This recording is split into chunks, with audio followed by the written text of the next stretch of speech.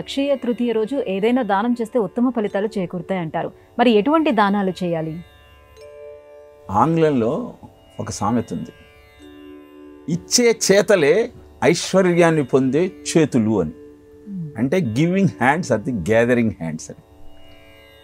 నువ్వు ఒక సత్కర్మను ప్రారంభిద్దాము అనుకున్నప్పుడు మనస్సును ప్రచోదనం చేసే లక్షణం కలిగిన చంద్రుడు, బుద్ధిని సక్రమంగా మార్చగలిగే సూర్యుడు, వీరిద్దరూ నీకు సహకరిస్తున్న సమయంలో ఆ సత్కర్మ నువ్వు ఆచరించటం వల్ల నీకు వచ్చే ఫలితము 1000 అవుతుంది. అందుకే ఈరోజు జలదానం, దధి అన్నదానం, తాంబూల దానం, కుంకుమ దానం, ఇలా ఏ దానాన్ని నువ్వు ఇస్తే ఏ ఫలితం నీవు పొందగలుగుతావో శాస్త్రంలో తెలియజేయటం జరిగింది. తాంబూలాన్ని, ధాన్యాన్ని ఈరోజు నువ్వు దానంగా ఇస్తే అకాల మృత్యువు నుంచి బయటపడవచ్చు.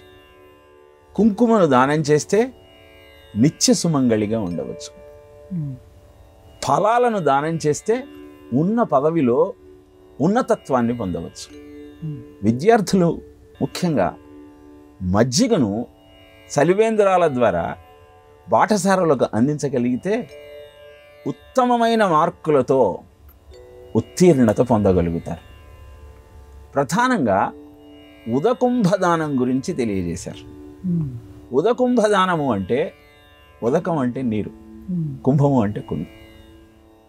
వెండితో చేసిన బిందెలో కానీ లేదా మట్టి కుండలో అయినా కానీ నీటిని నింపి దానిలో కర్పూరాన్ని, కుంకుమ పువ్వును, సుగంధ ద్రవ్యాలన్నింటినీ వేసి ఉత్తముడైన వానికి ఆ కుండను నీటితో కలిపి దానంగా ఇస్తే సంకల్ప సిద్ధి జరుగుతుంది.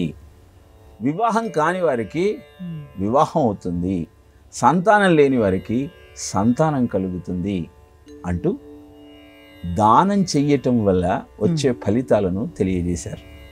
నిజానికి దరిద్రం ఎందుకుంటుంది అంటే, అదాన దోషేణ భవే దరిద్ర, దరిద్ర దోషేణ కరోతి పాపం, పాపాత్ అవశ్యం ప్రవశంతి నరకం, పునర్దరిద్రం పునరోపి నరకం అని చెప్తుంది శాస్త్రం. ఏనాడు ఎవ్వరికీ ఏ దానము చెయ్యని కారణాన దరిద్రుడివై పుట్టాల్సినటువంటి అగత్యం ఏర్పడుతుంది. దరిద్రం వలన పాపం చేయాల్సి వస్తుంది. పాపము నరక గమనానికి కారణమవుతుంది. దీన్ని అంతటి నుంచి తప్పించుకోవాలి అంటే దానమే అద్భుతమైనటువంటి సాధనము. అందుకే స్వేచ్ఛను, సంతోషాన్ని, మనశ్శాంతిని పొందాలని భావిస్తే వాటిని ఎదుటి వాళ్ళకి ఇచ్చే ప్రయత్నం చెయ్యమని చెబుతారు. కనుక ఈ అక్షయ తృతీయ నాడు ఎదుటివారి కష్టసుఖాలను గమనిస్తూ వారు కోరినవి ఇవ్వగలిగినట్టయితే అద్భుతమైనటువంటి ఫలితాన్ని పొందగలగటానికి ఈ ముహూర్తం ఉపయోగపడుతుంది.